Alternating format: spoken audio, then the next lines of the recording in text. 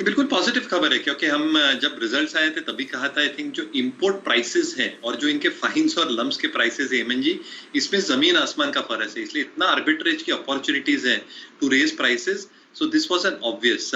हालांकि एक ओवरहैंग इस पे बना हुआ है in terms of the additional fines पे जो टैक्सेस लगने वाले हैं, तो इनकी जो एक कर्नाटका में एडिशनल 22% उसके मद्देनजर के हाइक्स ली है या I think general market where I think the iron ore prices and globally are moving higher, और अगर ये रेप्लिकेट होता है फाइन्स तो आई थिंक कितना इंपैक्ट आ सकता है ओवरऑल कैश फ्लोज पे। तो आई थिंक ये बहुत पॉजिटिव खबर है। बट ये जो आई थिंक टैक्स वाली खबर है जो आई थिंक 21% से बढ़ने वाले over and above what they are paying right now, ये शायद एक ओवरहैंग सा बन सकते हैं ये स्टॉक के ऊपर।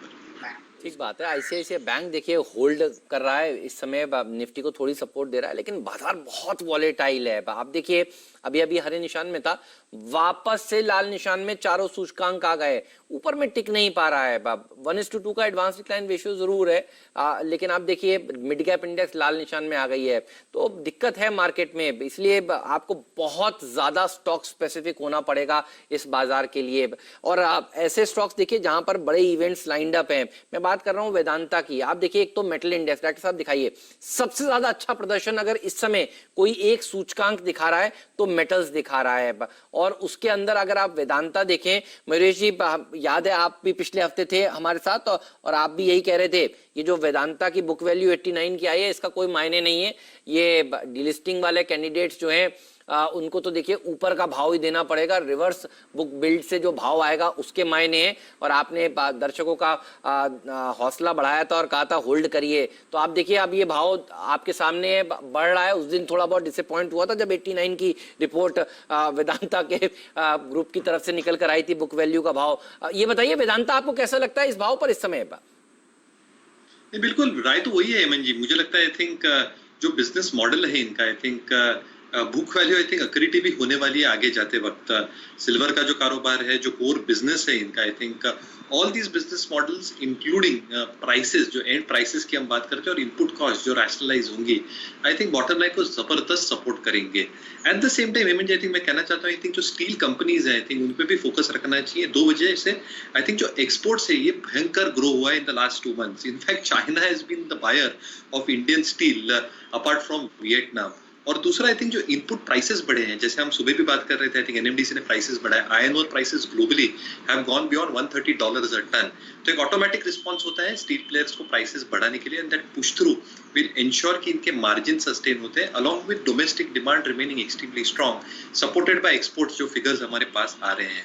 तो आई थिंक स्टील कंपनीज पे भी ध्यान रखें, आई थिंक ये फेरस कंपनीज बहुत अच्छा कर सकते हैं, बट वेदांत पे वही रहा है, आई थिंक होल्ड करना चाहिए। आई थिंक कोई दोहरा नहीं इसमें।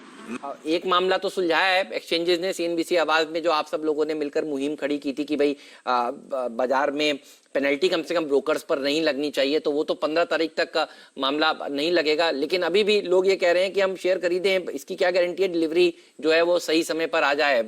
ये भी एक इरिटेंट है मार्केट में जो अभी भी बना हुआ है। सितंबर के शुरुआत से देखिए ये इरिटेंट बना हुआ है। आपने मार्केट की ओपनिंग को किस तरह से रीड किया और अब तक के बाजार को देखकर आपका क्या राय बन रही है? नहीं बिल्कुल हेमंत जी, आई थिंक दो चीजें। आई थिंक पहले तो आई थिंक जो बैंक्स और बैंक निफ्टी पे तो एक ओवरहैंग बना हुआ है, कोर्ट हियरिंग का क्या होगा, बुधवार को जो हियरिंग आने वाली है मोरेटोरियम और ब्याज पे ब्याज केस के ऊपर, एक क्लियर ओवरहैंग बनाया हुआ है जिसकी वजह से मार्केट्स पे प्रेशर आ रहा है। दूसरा आई थिंक ये जो प्लेज वाले आई थिंक जो मामला चल रहा है at this point of time, longer run में आई थिंक डेफिनेटली पॉजिटिव है, क्योंकि अपने जो प्रीवियस केसेस देखे थे जो सेबी ने और एक्सचेंज ने लागू किए हैं नियम, I think are very very effective in the long run for investors.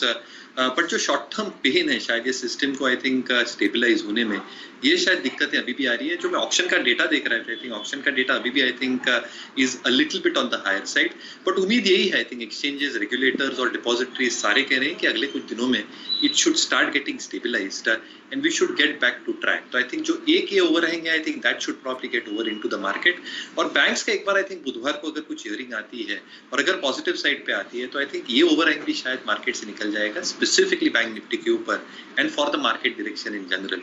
Again I think will focus back on global markets, global equities, जहां पे मेरे हिसाब से जैसे मैं कह रहा था आई थिंक ईसीबी की मॉनेटरी पॉलिसी है, US is going to come out with liquidity, और वहां से भी I think all time high से करेक्शन हुआ है स्पेसिफिकली टेक शेयर्स में। I think broader broader markets में जो आई थिंक अच्छी शेयर्स है, अच्छी क्वालिटी कंपनीज है, वहां पे अभी भी आई थिंक बाइंग इंटरेस्ट बना हुआ है। तो मुझे लगता है शॉर्ट टर्म पेन जरूर है मार्केट को इन terms of market direction, but I think over the next few weeks जैसे मैंने कहा आई थिंक शॉपिंग बास्केट तैयार रखिए, अच्छे अच्छे लीडर्स, अच्छे अच्छे सेक्टर से चुनिए और सिर्फ चालू कर दीजिए।